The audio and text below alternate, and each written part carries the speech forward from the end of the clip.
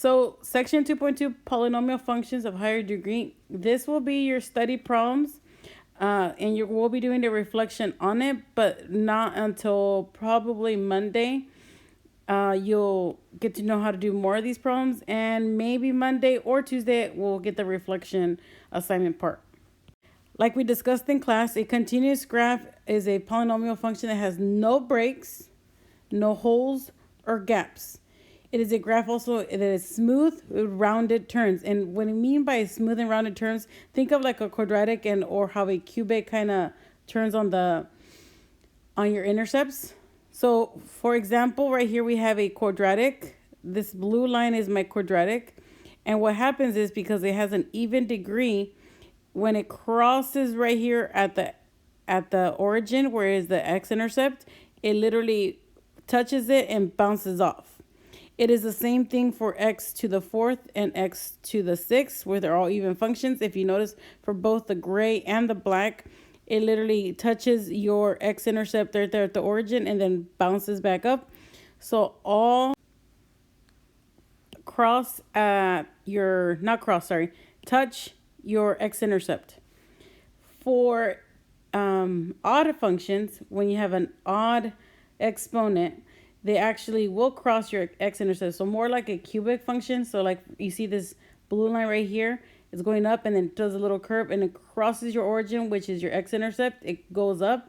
Same for any other odd function like x to the fifth or the ninth. They all have the little curvy thing, which is a little wider, and then they cross again at the origin because that's your x-intercept. So anytime you have an odd function, it will cross your graph. So for end behavior of the graphs, we have the even degrees. So we have x squared, x to the fourth, x to six, and so on. Think of these more like quadratics, like the same shape of as a quadratic. If you have a positive leading coefficient, it rises on the left side. So it's rises on the left and rises on the right. So that means the end behavior is as your x's are getting smaller and smaller and going to negative infinity, your y's are getting bigger and bigger. And the same thing goes for as x's are getting bigger, going to positive infinity, your y's are approaching positive infinity. This is why they rise on the left and they rise on the right.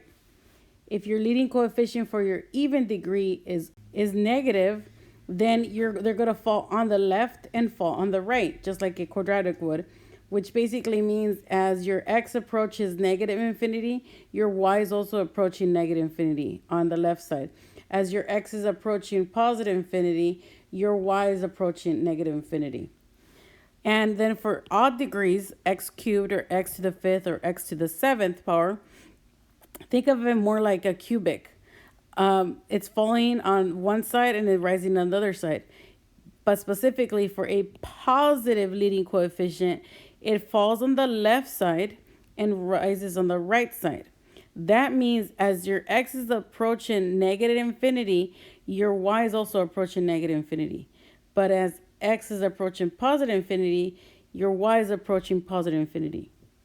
When you have a leading coefficient with an odd degree, then they switch. So now it rises on the left and falls on the right, which means that as x approaches negative infinity, your y is approaching positive infinity. And as x is approaching positive infinity, your y is approaching negative infinity. And this slide, it's the same thing that we covered in the last one, but it's more in detail with more examples of quadratics and any polynomials with a higher degree, even or odd. So I gave you a couple of examples there. If you notice on this chart, the positive and the negative are in the vertical column, and then your horizontal column is your even in degree. So it's a little switched. So just do pay attention to that. On this example, it says we're going to describe the right hand and left hand behavior of the graph of each of the following functions. And then we had to justify our responses. Justifying responses tell me why you're saying that it's going to fall or rise on either side.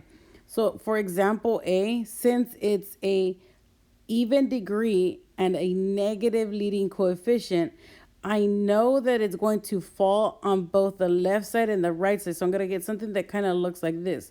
So my justification will be, since the leading coefficient is a negative and the degree is even, as you can see, we have an even degree of 4 and a negative 1 as my leading coefficient, then both of the ends behaviors fall.